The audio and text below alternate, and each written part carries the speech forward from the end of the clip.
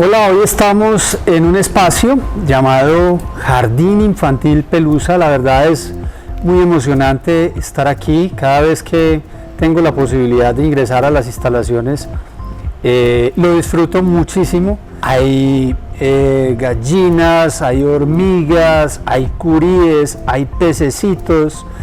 ¿Qué se me escapa? Conejos, lombrices, abejas. No, de todo. Ay, las abejitas. Abejitas angelitos. Angelito. Le damos un agradecimiento muy especial al Jardín Infantil Pelusa por recibirnos hoy en esta charla.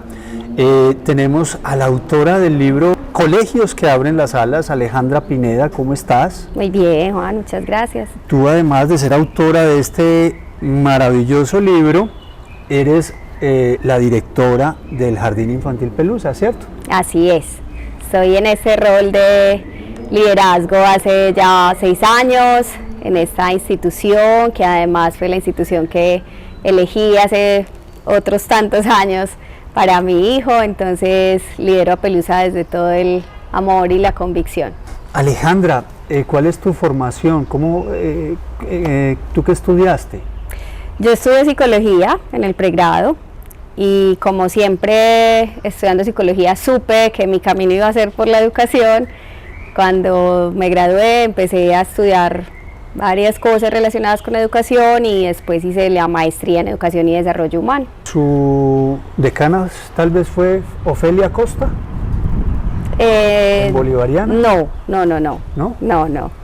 Entonces usted no es clínica, usted... No, yo me fui por el lado de la psicología educativa siempre, un campo que de pronto no es el más apetecido por los psicólogos, pero yo siempre supe que quería estar en lo educativo porque creo que tenía muchas preguntas alrededor de los procesos de aprendizaje y de cómo acompañar la niñez o las infancias en todos sus procesos de crianza y de desarrollo. Ahí estuvieron siempre todas mis preguntas, entonces rápidamente encontré contextos educativos donde empezar a ejercer mi profesión. Usted es directora del Jardín Infantil Pelusa, le aporta todo su conocimiento a la formación de estos pequeños. ¿Desde hace cuánto tiempo? Pelusa como institución fue creada por otras personas, un equipo de 5 personas, también 3 de ellas psicólogas, que lo fundaron en el año 1979. ¿En Laureles? ¿O empezó en el centro? Ajá. Y duraron allí 3 añitos y luego encontraron esta sede en Laureles, y acá ha seguido por el resto de años. Ya Pelusa en el próximo enero va a cumplir 46 años de existencia. Muy bien. Ha marcado la historia de varias generaciones. De muchas. Sí. De muchas. Bueno, nos trae entonces a esta conversación, Alejandra, este maravilloso libro, Colegios que abren las alas. Digamos que todo esto que nos ha contado acerca de la educación, la psicología, está, digamos que a través de las experiencias vividas, condensado y documentado en este libro. ¿Usted ha escrito otros libros? ¿Este es su ópera prima? Ese es mi primer hijo literario. Muy bien. Sí, Juanvi, yo creo que es un libro en donde sin duda se pone ahí pues el conocimiento y la experiencia sobre todo que he tenido en este campo, pero también se pone mucho de mi ser como mamá, porque yo creo que la experiencia de maternar finalmente lo toca a uno y eso le hace repensar y resignificar muchos asuntos aún de las teorías que ha estudiado y demás. Entonces creo que ahí es lo que me lleva a ese libro, a escribirlo. Es mucho también mi experiencia como mamá, lo que mi hijo me ha permitido aprender, entender y comprender en el mundo, también las preguntas que sigo teniendo y esa empatía que creo que me mueve con respecto a otras mamás y otros papás que viven situaciones familiares donde se preguntan cosas sobre esa vida escolar de los niños, sobre el acompañamiento, sobre la educación. Entonces a ellos es que está dirigido este libro y a otro público que toda la vida me ha movido demasiado, que son los maestros y las maestras. Alejandra, ¿usted identificó dentro del modelo clásico educativo algún vacío, alguna problemática que la llevó a documentar este libro? ¿De qué se trata eso que identificó? Sí, yo creo que es hablar del modelo clásico, pero también como dentro de las prácticas pedagógicas y de acompañamiento de maestros, maestras, directivos y demás, ¿cierto? Que no corresponden necesaria y exclusivamente a un único modelo, sino a esas formas de acompañar. Entonces, ¿qué encontramos en un modelo más tradicional de educación? Pues como unas prácticas que eran para otra época. Otra época donde necesitaban de pronto formar niños y niñas o jóvenes para un modelo industrial, de fábrica, ¿cierto? Donde se pensaba en un modelo de disciplina, obediencia, de transmisión de conocimiento más que de co-construcción. Era un maestro poseedor de saberes que transmitía a alguien que era una tabula rasa. Así es. Cuerpos quietos, cuerpos muy quietos en la educación, un modelo donde vivíamos más pensando en lo local y en el pedacito pequeñito, no teníamos esa amplitud de mundo, este pensamiento global con el que hoy contamos, ¿cierto? Entonces, esa educación tan tradicional, basada también además en el tema de castigo, premio y todo eso, pues era para otra época.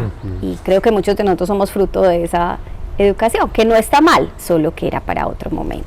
Y perdóneme, una comunicación en una dirección. Exactamente, exactamente. Hoy, pues cuando ya conocemos un poco más desde las neurociencias, todo lo que nos ha permitido entender del cerebro, pero también donde el mundo se nos pone aquí como a un clic, donde hemos entendido que necesitamos otras conciencias, los seres humanos, una conciencia ambiental, una conciencia sobre el bienestar, sobre el cuidado de nosotros y de lo otro. Necesitamos una educación distinta, donde, por ejemplo, la comunicación prime para podernos conectar con el resto del mundo, ¿cierto? Entonces yo encuentro esos vacíos, pero también encuentro vacíos relacionados o asuntos que me inquietan con unas escuelas o unas prácticas pedagógicas donde a veces generamos estrés, frustración, vacíos emocionales o huellas emocionales complejas para los niños y las niñas, y donde empieza a vincularse ese tema de educación y salud mental, que precisamente son mis dos estudios, ¿cierto? Entonces, cómo esa educación, esas prácticas educativas, formativas, también o perjudican o contribuyen a esa salud mental de la niñez, ¿cierto? O de las juventudes. Entonces ahí es como donde yo empiezo a encontrar que hay cosas por decir en el libro. Alejandra, ¿hacia dónde va el modelo educativo que estamos desarrollando hoy aquí en Medellín y en Colombia? ¿Cuál es su visión de para dónde vamos? Pues Juan, yo desde una visión esperanzadora diría que cada día hay más apuestas diversas, entonces creo que vamos hacia modelos mucho más diversos para niños y niñas que son distintos, que son diversos, no todos encajamos en las mismas apuestas educativas. Creo que apunta también preciso a lo que te decía ahorita, como de una mayor conciencia del mundo que habitamos y de las habilidades que necesitamos para ese mundo. Atrás están quedando un poco ya todos esos modelos como transmisionistas de conocimiento, en el aprendo para el examen y después se me olvida, ¿cierto? Y creo que van hacia... me evalúan. Exacto. Y creo que van hacia la construcción de una ética de cuidado del mundo, del cuidado de la tierra, del cuidado de lo que somos como seres humanos, de la mente. Pues hacia allá creo que vamos caminando en algunas apuestas, ¿cierto? En las que confío que tengan la fuerza suficiente para empezar a construir una educación distinta. Y yo creo que dentro de esas visiones que tenía, por ejemplo, Vygotsky, o que tenía Piaget, o que tenía la misma Montessori, que pertenecían a, digamos que a ese modelo clásico, podemos encontrar elementos como el juego, la didáctica, que se aplican ahora en los contextos educativos, ¿cierto? Yo lo veo diariamente en Pelusa, ¿cierto? Es decir, cómo a través del juego se logra el aprendizaje de los números, se logra mejorar el tema el diálogo, o sacar, digamos, que de estos niños que son tan introvertidos, esas palabras que están ahí, ¿cierto? Y se logra a través de de algo que mencionaban estos autores hace muchos años, que tal vez era innovador o era algo no muy bien visto en esa época, pero que ahora tienen mucha fuerza, ¿no? Sí, yo creo que todos esos autores que tú mencionas hicieron aportes muy valiosos que siguen siendo vigentes, ¿cierto? Creo que lo que hoy estamos invitados a replantear son los métodos para el aprendizaje. Muy bien. ¿Sí? Porque definitivamente hoy ya entendimos que la lúdica, que es la base del juego, ¿cierto? Esa lúdica como dimensión humana nos conecta a todos con mejores oportunidades, y en el aprendizaje sí que es cierto. Cuando yo me río, cuando yo disfruto, cuando yo estoy en algo que me convoca desde ese juego, pues evidentemente hay placer en mi cerebro y hay neurotransmisores que se van a activar para que el aprendizaje sea mejor. Cuando yo entiendo como maestro, por ejemplo, que la conexión emocional es muy importante con el otro, también desde ahí estoy activando muchas más vías y puedo crear métodos que ayuden a que realmente ese chico, esa chica aprenda mejor, ¿cierto? Entonces hoy hemos entendido más cosas acerca de cómo funciona el cerebro en el aprendizaje, cómo las emociones están ahí conectadas, e indiscutiblemente si no lo estamos aplicando es porque no queremos hacerlo, ¿cierto? Porque seguimos anclados a viejos patrones de educación. Entonces hoy vemos que muchos colegios, por ejemplo, ya aplican muchas metodologías basadas en el juego, aún con los chicos más grandes, porque es que nosotros como seres humanos somos seres lúdicos toda la vida, eso no se acaba. El juego no es solamente para el preescolar, para la educación inicial, la dimensión lúdica nos conecta toda la vida. Y por eso hoy hacen tantas cosas de gamificación, y hemos entendido otros asuntos y desde las emociones también, y eso me parece que es muy potente. Bueno, en colegios que abren las salas, que se lo recomiendo muchísimo a los padres de familia que nos están viendo y que están pensando en esa orientación o en ese rumbo que deben tomar sus hijos después en el paso del jardín al colegio.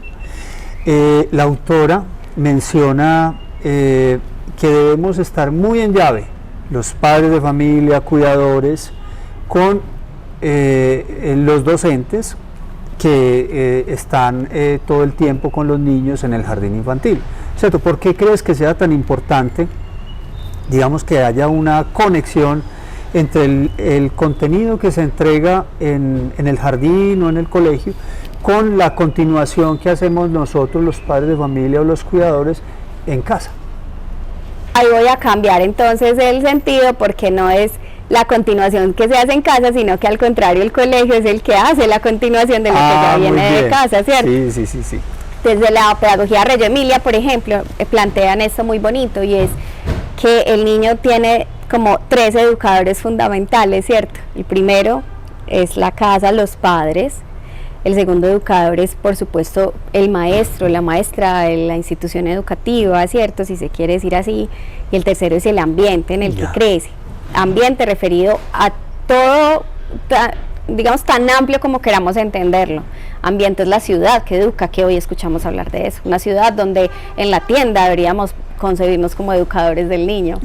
No es como algo que pertenezca solo a un ámbito. Entonces, entre más alianza tengamos entre el hogar, entre la institución educativa, mínimo, para no hablar del otro que es ese ambiente de esa ciudad, pero por lo menos entre estas dos figuras que son padres, familia que acompaña y educadores, pues obviamente vamos a tener una coherencia mucho mayor. El niño va a crecer en un ambiente de estimulación donde escucha, por ejemplo, que el límite es importante o el buen trato al otro es importante, pero si yo en casa tengo un mensaje de que el buen trato no es importante y voy al colegio y en el colegio me insisten en eso, pero no hay conexión, pues eso no es algo que yo vaya a aprender tan fácilmente, ¿cierto? Entonces, así como con absolutamente todo.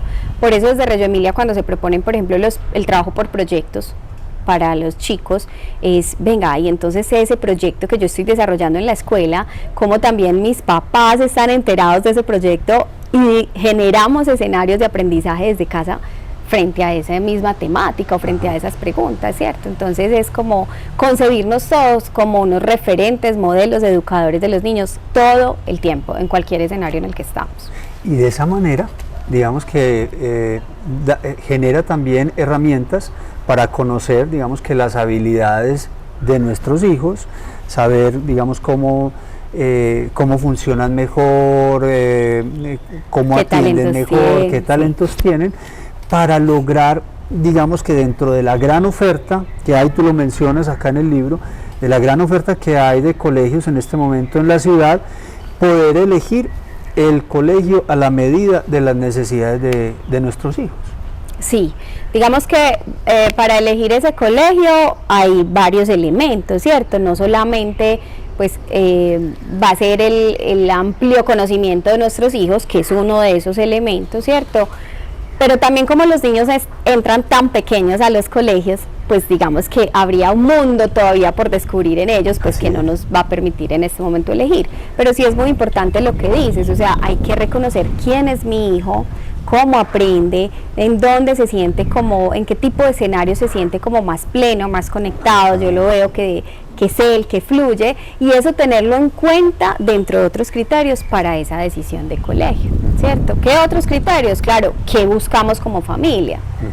Nosotros como familia, ¿qué queremos? Como padres que son los que enrutan un proceso educativo, ¿qué queremos? ¿Con qué nos conectamos? ¿Qué es lo no negociable, como siempre le he llamado y que ahí está, pues como en el libro? Eso, todo eso, y la oferta que hay disponible también es muy importante, ¿cierto? Porque a muchos papás les pasa, por ejemplo, quiero definitivamente un colegio que tenga esto y eso, cada quien tendrá sus criterios. Que esté cerquita. Pero no tengo nada cerquita que tenga esos criterios que yo estoy buscando. Ok, entonces ¿yo qué voy a hacer ahí?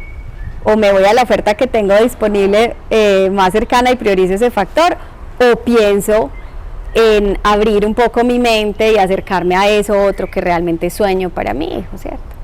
Que incluso al hacer esa apertura mental puede estar influyendo en el cambio también que puedas tener de tu realidad como padre de familia, ¿cierto? Sí, porque claro, no un traslado hacia un sitio diferente, ¿cierto? Para quedar como en esa cercanía. En fin, se me ocurren una cantidad de posibilidades. Alejandra, ¿cuáles son esos no negociables de los que hablas en el libro? Cuando yo hablo del término no negociables, es más bien como que cada familia se piense en sus propios criterios de búsqueda. ¿Qué es lo que para nosotros como padres acudientes o familiares que toman esa decisión es indispensable y no lo pienso negociar en esta búsqueda de colegio? Y eso depende de cada familia, no hay unos no negociables estandarizados para todos, por lo que te hablaba ahorita precisamente de la diversidad. Claro. Para una familia puede ser demasiado importante la apuesta del colegio en la formación humana y en valores, por decirte algo, ¿cierto? Pero para otras es demasiado importante la conexión del colegio con los idiomas, con una segunda o tercera lengua inclusive para los chicos. Pero para otra familia puede ser un no negociable la pedagogía, el modelo pedagógico que tiene el colegio. O para otra puede ser no negociable la oferta digamos en deportes y en artes y en otras áreas distintas, pues como en las básicas del currículo. Cada familia tiene sus propios no negociables y es la primera invitación que yo le hago a los padres de pregúntate eso, ¿qué es para ti? Porque con esa es la hoja de ruta para yo ir a buscar una institución. Si esa institución no cuenta con eso, que para mí es un no negociable, pues debería salir de mi búsqueda, ¿cierto? Colegios que abren las alas surge de la ficción, son personajes ficcionados, o usted en su día a día, acá en Pelusa y en otros jardines de la ciudad, ha identificado, digamos, que esas problemáticas y esos vacíos. ¿Eso es muy común acá? Mira, Juan, esos personajes, pues por supuesto los nombres son ficticios, pero surgieron de inspiraciones reales. Niños y niñas que he conocido, no solo acá en mi experiencia, pues digamos en el jardín, sino en relacionamientos con otras personas que llegaban en determinados momentos a contarme una historia de su sobrino, su sobrina, el primito, el hijo, y me llegan como esas historias sobre lo que viven los niños en las escuelas, y a mí me tocan toda mi sensibilidad particularmente, entonces lo que hice en algún momento cuando iba a escribir el libro fue como articular esas historias para contar ahí una situación, ¿cierto? Entonces está la historia de Benjamín, que nos habla sobre el tema de la construcción de la autoestima como base para cualquier otra cosa que queramos aprender, pero está la historia de Lucía, que es como ese asunto de qué pasa cuando elijo un colegio basado en un ranking, qué pasa cuando estoy como, me están tratando de desconectar mi talento de lo académico. Está la historia de Rosario, que tiene que ver con la salud mental. Está la historia de Fidel, que nos toca una realidad que sí vivimos mucho acá, y es ese afán de llevarnos al niño para el colegio y de ponerlo a vivir procesos rápido, como si quisiéramos que fuera adulto muy rápido, como si nosotros como adultos no disfrutáramos de verlos en esa etapa de la niñez y quisiéramos presionar, como anticipando que va a ser más exitoso si aprende todo más rápido, ¿cierto? Y está la historia, nuevamente, pues la historia de cierre es como conectando la historia de Benjamín también en ese escenario optimista de que sí hay colegios que abren las salas, ¿cierto? Entonces, bueno, son historias que yo recreé a partir de casos reales. Bueno, entonces la siguiente pregunta no se la voy a hacer a usted, se la voy a hacer a los padres de familia, a las personas que nos están viendo, y es que se pregunten ustedes en casa qué debemos tener en cuenta los padres de familia para elegir el colegio de nuestros hijos, y de esa manera puedan orientarse a través de este libro, que es una muy bonita metáfora de, digamos, que cómo se van a desarrollar nuestros hijos a futuro con todos los retos que están ocurriendo en el mundo actualmente. Como lo decías, entonces, Alejandra, ya no pensamos en algo local, pensamos en preparar a nuestros hijos para un mundo inmediato y un mundo globalizado con unos grandes retos. Y yo creo que este libro, Colegios que abren las alas, es una muy buena guía para que nosotros nos cuestionemos en casa y empecemos a identificar, digamos, que esos no negociables que nos pueden ayudar a tomar una muy buena decisión. Una última pregunta, Alejandra. Usted, como profesional, ¿tiene alguna oferta, digamos que algún acompañamiento para nosotros, los padres de familia, que nos pueda servir para tomar esta decisión o para hacer esa búsqueda del colegio de nuestros hijos? Claro que sí, Juan, y en especial porque digamos que la promesa no es como que tú te leas el libro y ya tienes clarísimo el colegio, ¿cierto? No, el libro solamente me abre la mente, me abre el panorama de cómo empezar a buscar, pero ya las familias necesitan también muchas veces como una asesoría más puntual, más particularizada, como a mi caso, mira, yo he tenido en cuenta estos colegios, pero tengo dudas sobre este y este. Entonces, claro que sí, yo ofrezco asesorías de manera individual, virtual, que eso hace que sean muy fáciles pues como de lograr, y también talleres. Ahora para octubre pienso sacar uno abierto al público, talleres donde nos juntamos con otros padres de familia, conversamos, que eso es muy rico porque no es solo como Alejandra dando su mirada, sino que hay otros papás y mamás también, entonces se vuelve un escenario como de conversación que sé que les ayuda muchísimo a los padres de familia. Y también quiero aprovechar, Juan, para hacer una invitación a maestros y a maestras a leer el libro, porque hace poco una maestra que lo leyó me hizo el comentario, y es como todos deberíamos leer este libro en algún momento de la vida, porque nos invita a resignificar las prácticas pedagógicas. Entonces creo que es también un libro muy dirigido a ellos que están ahí acompañando chicos y chicas para abrir el panorama de como maestro que tengo que tener hoy en cuenta. Muy bien. Alejandra, mi libro tiene una dedicatoria muy especial que se lo agradezco muchísimo. ¿Dónde está disponible en este momento Colegios que abren las alas? Bueno, entonces en este momento yo lo distribuyo de manera directa, me pueden encontrar en Instagram, precisamente es como @colegios que abren las alas, y por ahí podemos encontrar las formas de envío, pero también en este momento está en la librería de Te Creo, está en Grámata, está en Al Pie de la Letra. Ya, en esas librerías está en este momento para conseguir. Y lógicamente a los vecinos en el Jardín Infantil Pelusa también claro lo pueden que sí, encontrar. aquí en Pelusa lo pueden. Te aprovecho y le doy un agradecimiento muy especial a Luisa, a Caterine y a Alejandra Pineda por recibirnos hoy y conversar un poco acerca de este gran libro. Alejandra, muchísimas gracias. Gracias y a ti, espero que nos puedas abrir la puerta nuevamente para conversar acerca de otro tema más adelante. Claro que sí, muchas gracias a ustedes, muchas gracias a José, David, el hijo de ustedes, por traerlos acá, por invitarlos a pensarse la educación, a pensarse como papás, y bueno, gracias a Mítico Agencia por esta invitación. Muy amable, muchas gracias y nos vemos pronto. Chao, chao.